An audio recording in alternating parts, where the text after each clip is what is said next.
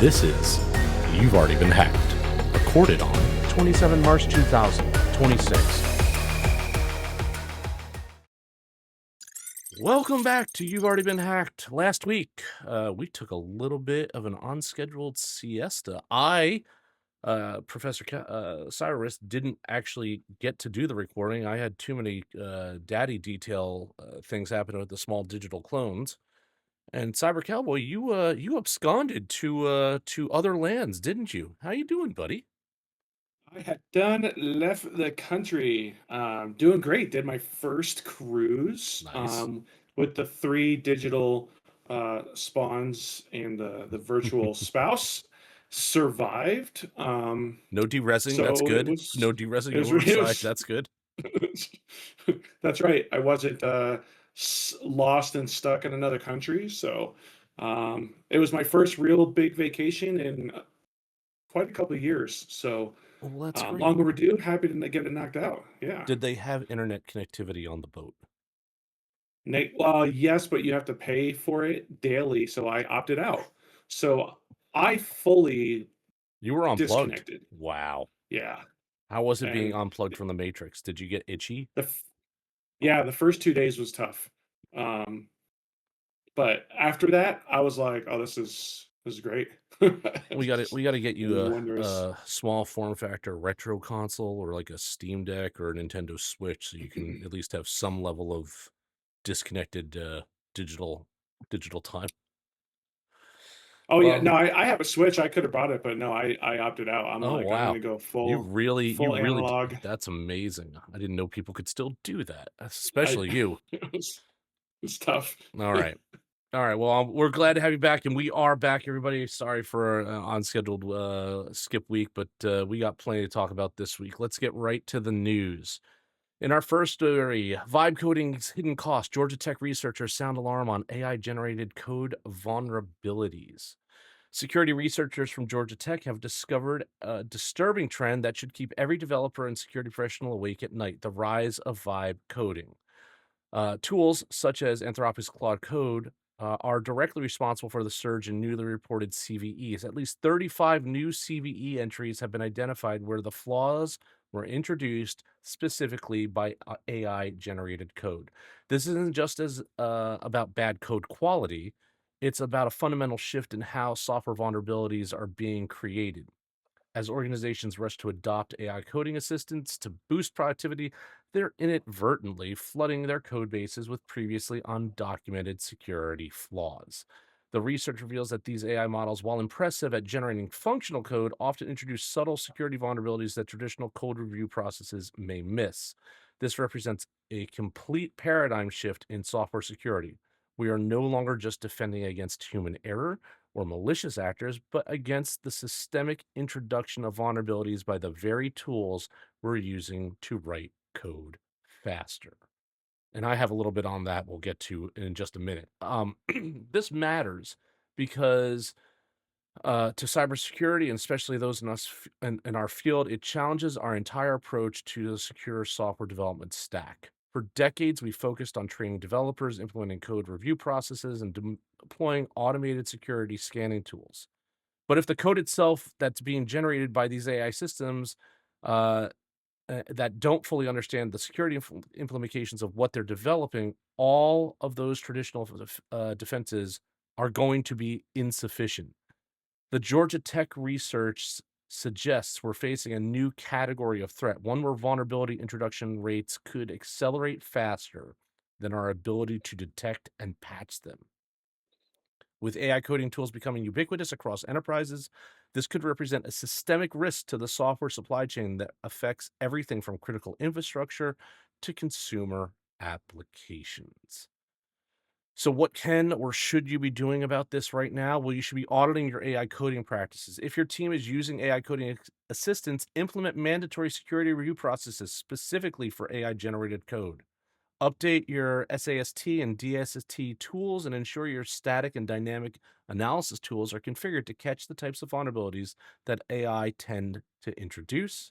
Train your developers and educate your team on specifically security pitfalls of AI-generated code. Don't assume the AI knows better than you. and implement AI governance code governance. Excuse me. Create policies around which AI tools can be used, what types of code can be generated automatically, and what always requires human review. And monitor your CVE databases. Stay alert for vulnerabilities that specifically mention AI generated code in their descriptions or root cause analysis. And as a person who is vibe coding these days, specifically for speed, right? Just like I think a lot of corporations are, I can tell you I have had to fight with my agents to implement secure stacks where they will just assume that if I want a multi-user platform that they can do stuff in clear text, and I have to fight them to put cryptographic protections in for that. Um, and if you're not thinking about that when you're making a platform, just as an example, yeah, the agents can say it's good to go, it's production ready. No, it's not. It just saved all your usernames and passwords in a clear text file. That's not production ready, right? And you need that human level of stop. That's not what needs to be done involved. Cowboy? Yeah, I mean, the part of the problem is that nobody's tracking AI induced vulnerabilities within code, right?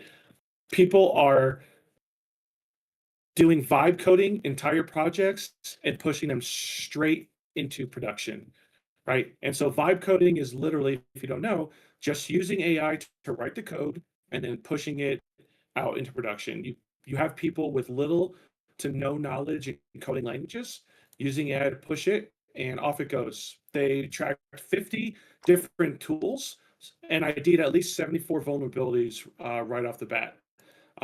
Not to specifically call out cloud, but that one was easier for them to track because there's a signature associated with that. So it made it easier for them What do you to mean? What do you track mean? that There's a particular signature. one. What do you mean? Hold on, I lost it now. It says, It says what? oh, yeah. Your mic is flaking out on us there, Cowboy.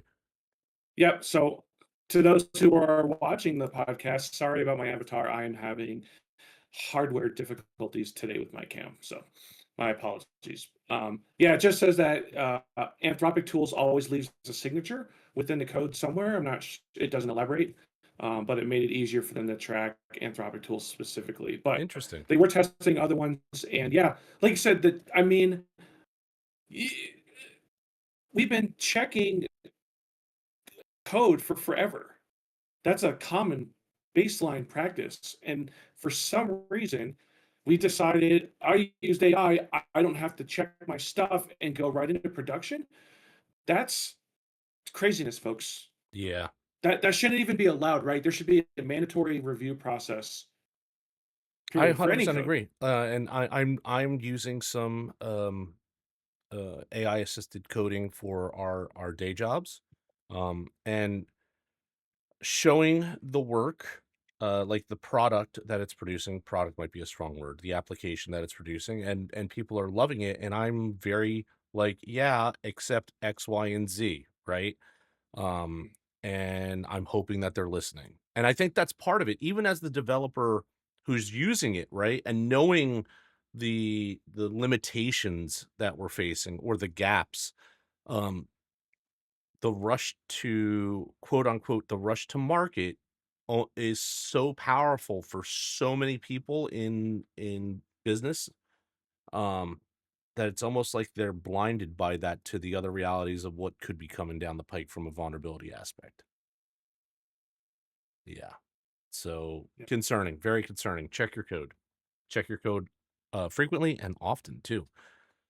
Okay. Let's see our next story. Apple's iOS 26 security wins overshadowed by leaked exploits targeting millions of older devices. Despite Apple making significant strides with iOS 26 security improvements, a troubling reality persists. Leaked hacking tools continue to leave millions of older iPhones vulnerable to sophisticated spyware attacks. Cybersecurity experts are weighing in on this paradox where cutting edge security coexists with widespread exposure. The issue stems from hacking tools and exploits that were leaked from private security vendors tools that were originally developed for targeted law enforcement operations but are now available in the wild. These leaked exploits target vulnerabilities in older iOS versions that many users haven't upgraded, either because their devices are no longer supported or because they were unaware of the risks in the first place. The situation is particularly alarming because these aren't your typical malware. They are nation state grade spyware capable of complete device compromise, microphone activation, location tracking, and data exfiltration. What makes this even more concerning is that the leaked tools include detailed documentation and exploit chains that make them accessible to less sophisticated attackers who previously wouldn't have had access to such capabilities. I may also add that with that level of documentation, you could put that into a RAG workflow for an AI, and it's going to have a fun time using the tools for you on your behalf now, if you really don't want to learn what's going on. Why this matters? This story highlights a critical issue in mobile security: the gap between cutting edge security improvements and the reality of device adoption rates. Even when Apple releases groundbreaking security features, millions of users at this point remain exposed because they are using older devices or haven't updated their software. The leak of sophisticated hacking tools democratizes this capability that was previously limited to only well funded threat actors. And it potentially exposes ordinary iPhone users to surveillance and data theft at an unprecedented scale. This also raises questions about the responsibility of device manufacturers to either force security updates or provide adequate warnings to users running vulnerable versions of their software. So, what's something you could or should be doing right now? Well, if you have the ability to update, thou shalt update thou's device. That should be what's happening, number one. So, check to see if you have updates if you haven't, and then update your device. Yes, it may take you down for 5 minutes, 10 minutes. Do your backups first. Do your update. It'll be better for you. Check your device compatibility. Verify if your iPhone, in this case, if you're Android, I would still be doing your updates very frequently too. Still receive security updates, and if not, consider upgrading if you are in a position to do so. Enable all security features. So make sure Find My Phone, two-factor authentication, and lock screen passcodes are all enabled. Monitor for suspicious behavior. You should be watching for unusual battery drain, unexpected restarts, or strange network activity that could indicate compromise. And if you're an enterprise user, implement MDM solutions that enforce minimum iOS versions and can remotely wipe devices that fall below your security thresholds. Cowboy? Wondrous information. So, fun fact: these state-sponsored or rootkits and spyware uh, were mostly coming out of Russia and China, and two of the main tools are Coruna and Dark Sword. You may remember Dark Sword from uh, going after mostly phones in Ukraine by UNC 6353 and well-known Russian-backed espionage group. Uh, and then really the Corona did the same thing, right? So now that these have been leaked out, everything that you already said, right? Like it's available to everybody, script kiddies on up, who are going to indiscriminately target anything they can get their hands on and really just wreak havoc for poor people that don't deserve to be taken advantage of in that way.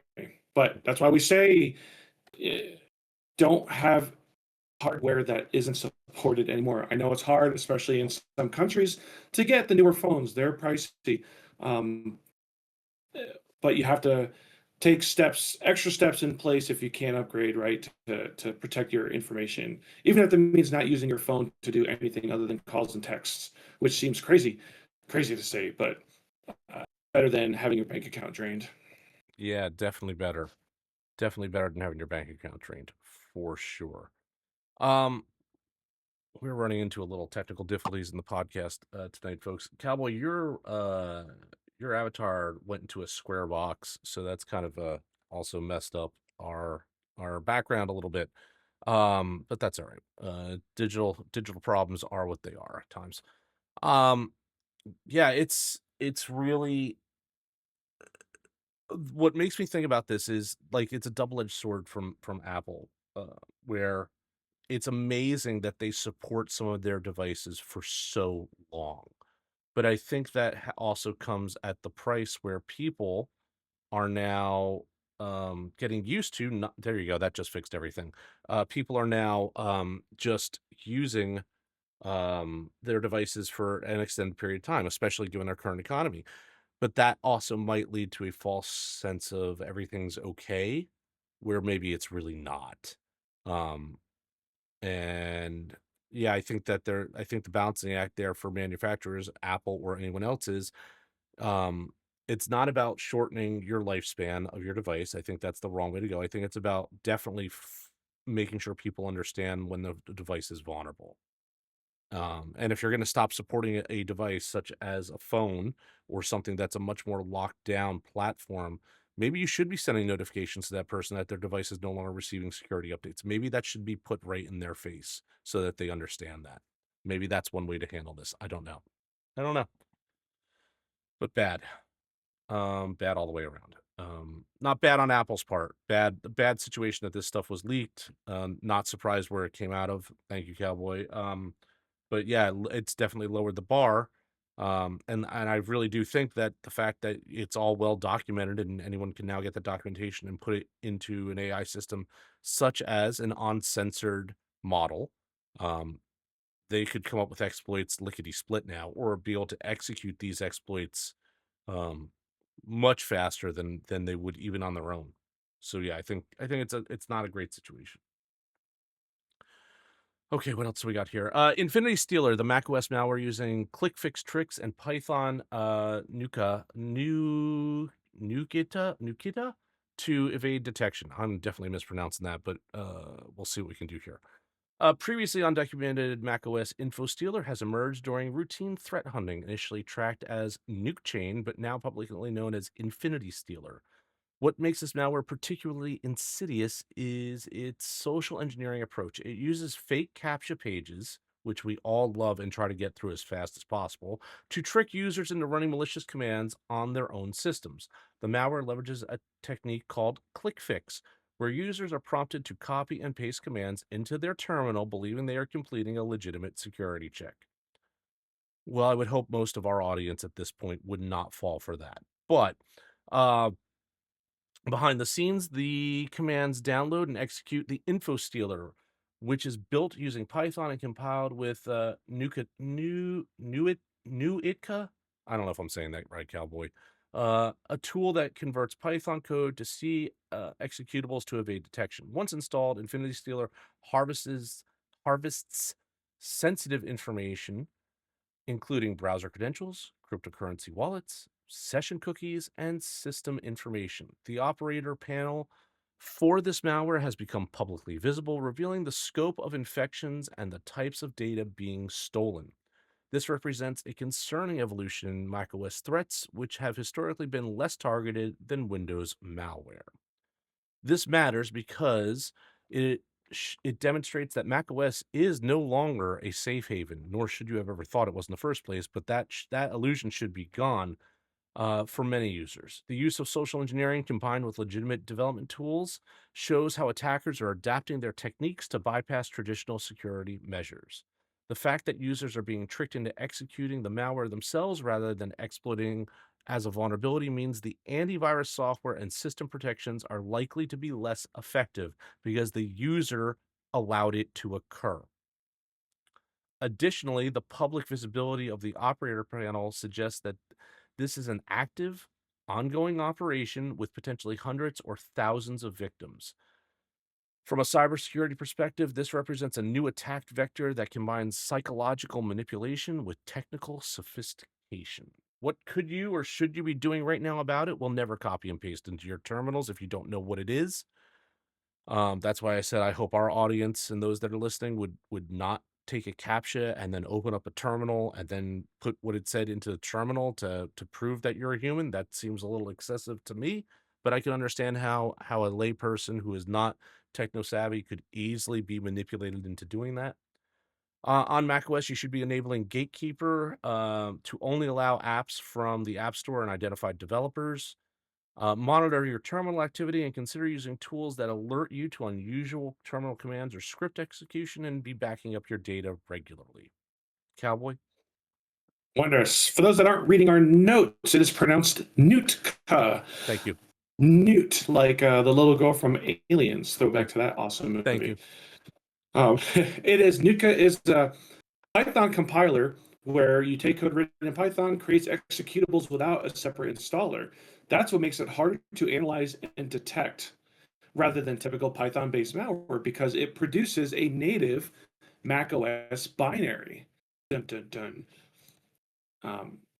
We've said before, defenders are always playing catch up. So just another way of obfuscating the code to run without setting off the defensive bells and whistles. So luckily, this is a little bit, I think, simpler process of like, yeah, don't copy and paste and run stuff that you don't know what it is on your system. That is like security one, not even 101, like 50, 50.5. Right. Craziness. So I think it's good to get around this. You said it, like we all click through the CAPTCHA as fast as possible. So really the key here is don't get it running in the first place. Yeah. And if you are running into a CAPTCHA system that is asking you to put commands into your computer, almost guarantee that's not a valid CAPTCHA. Like in the 99.9 to infinity %, almost positive. I've never seen that. I don't know anyone that would actually implement that.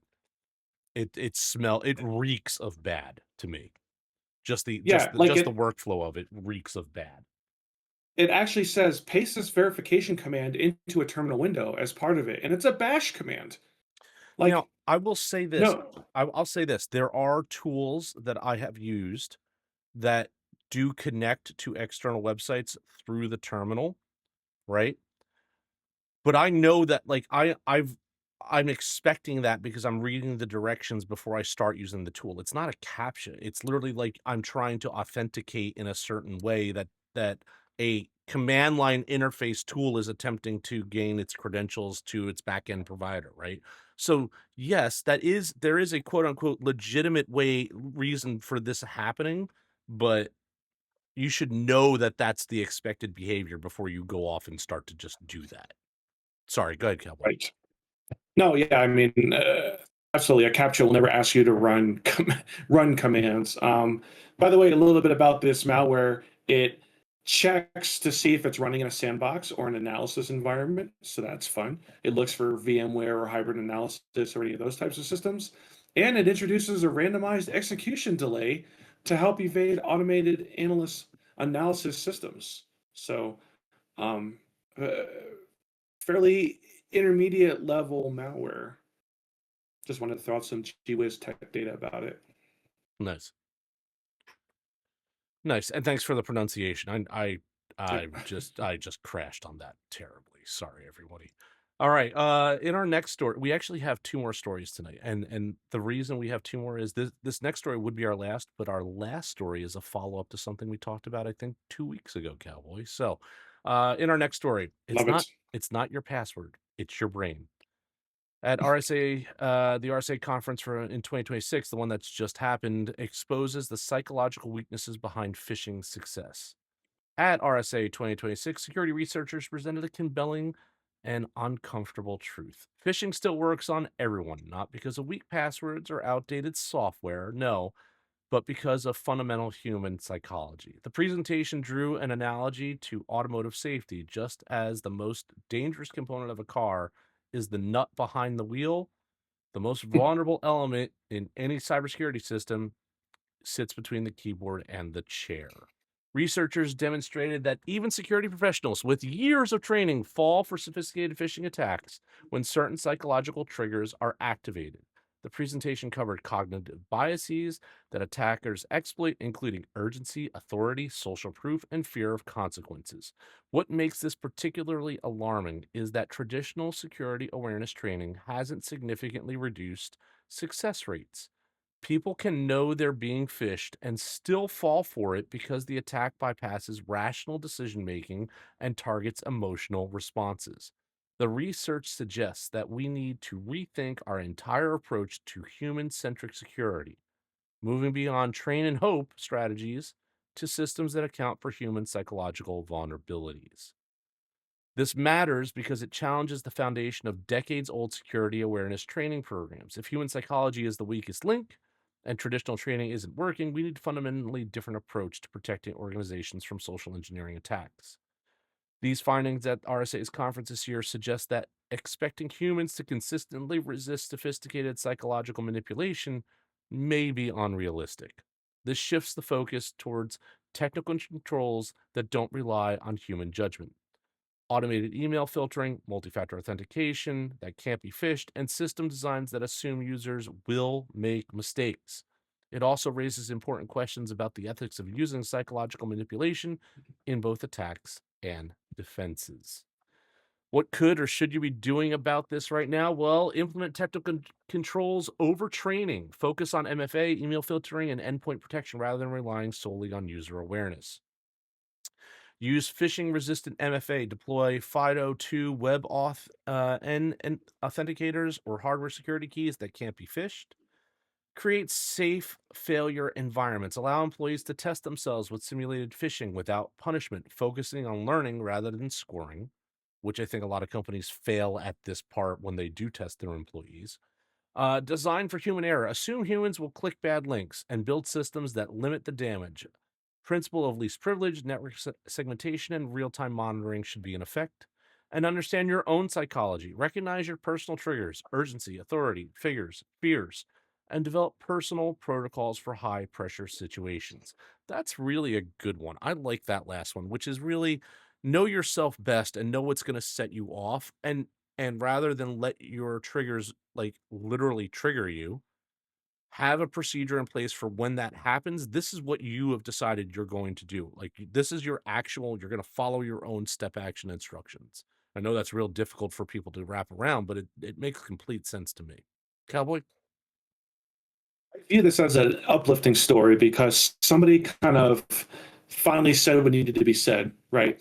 Arguably, I believe we are both authorities within the cyber training realm. Sure. And I know that we often have agreed that the hour-long training once a year is It ain't doing, absolute no, garbage, it's garbage. absolute trash. Do quarterly fast training, right? Every quarter, a 15-minute training on the most current threats that are affecting or could be affecting your particular company is going to give you leaps and bounds more bang for the buck than that garbage once a year stuff, because it can help remind folks like, hey, we're seeing a phishing campaign, right? That's up to date information. We're seeing a phishing campaign. Here's what to look for. Here's what to do if you click it. It's okay, right? Things of that nature.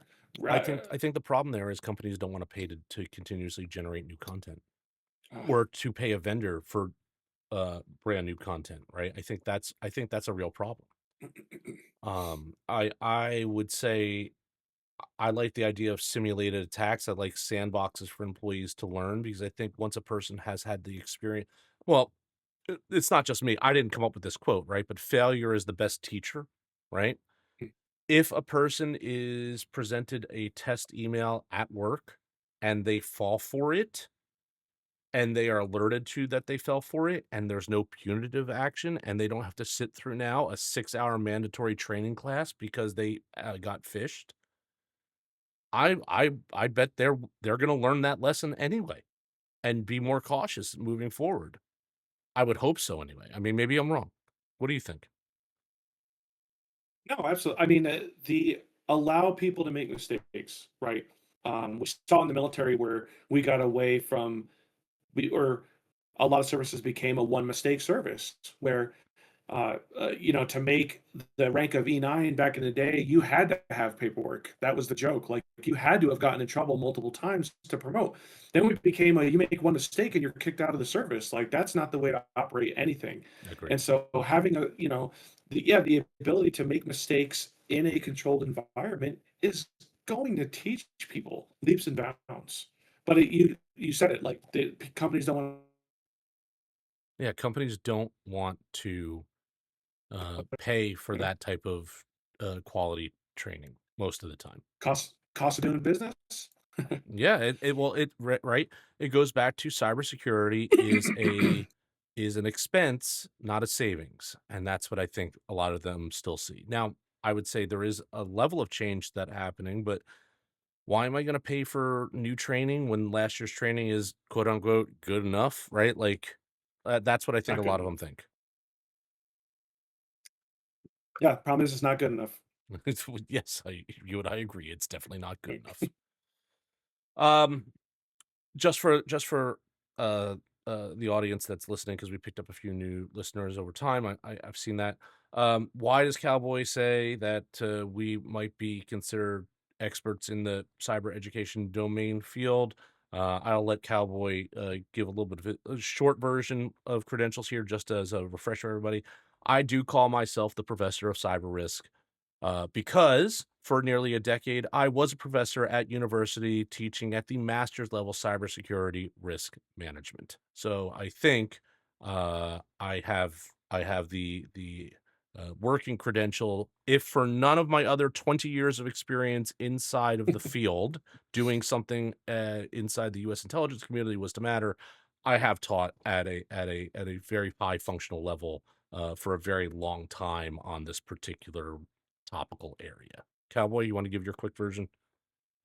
Yeah, thanks. I mean, I wasn't a professor like the professor, but I've been on multiple contracts as an instructor teaching basic and intermediate level courses, a variety of different courses, CompTIA boot camps, and I have authored a handful of courses now and currently about to start another one.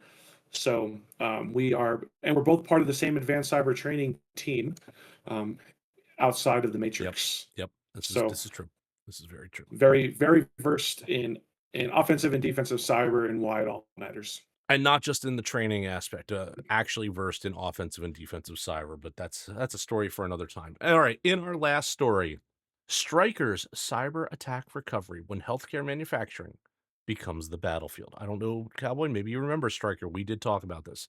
Medical device manufacturer Stryker has announced that its manufacturing operations are mostly restored to full capacity following a cyber attack that caused widespread disruptions to its business. The attack, which began earlier this month, forced the company to shut down production lines, delay shipments of critical medical devices, and implement emergency manual processes across its facilities. Shares of Stryker climbed 2% after the company reported steady improvement towards full operational capacity. But the incident has raised serious questions about cybersecurity in healthcare manufacturing. While the company hasn't disclosed the specific type of attack or whether patient data was compromised, the disruption to medical device production represents a unique threat vector. Attacks that don't just steal data, but directly impact availability of life saving equipment. Hospitals and healthcare providers that rely on Stryker devices face potential supply chain disruptions during the outage, and it highlights how cyber attacks on manufacturers can have the downstream effect on patient care. The recovery timeline and the company's public communications suggest this was a significant incident that required coordinated responses across multiple business units. This matters because it's critical in demonstrating the expanded attack surface in the healthcare industry. We've long worried about attacks on hospitals and electronic health records, but attacks on medical device manufacturers represent a different category of risk, one that can affect patient care without directly compromising patient data. The Stryker incident shows how cyber attacks can have real world physical consequences when they disrupt the supply chain for critical medical equipment. As healthcare becomes increasingly digitized and interconnected, the boundary between cyber and physical security continues to be blurred. This also raises the question about the resilience of single supplier dependencies in healthcare. What happens when a critical manufacturer goes down? What can or should you be doing right now about this? Diversify your supply relationships. Number one, healthcare organizations should maintain relationships with multiple vendors for critical devices to avoid single points of failure. And that's not necessarily that Stryker did anything wrong or bad, right? We're not saying that your vendor is quote unquote at fault. 0 days happen. These are real things, but their outage could impact you. So what's your backup plan? Maintain emergency stockpiles. Keep backup inventory of critical medical devices and supplies that could be needed during supplier disruptions. Something that almost no major business wants to do now, because having supply that you're not using just sitting there seems like a waste, even though it might not be. Review incident response plans and ensure your organization has plans for supply chain disruptions, not just direct cyber attacks.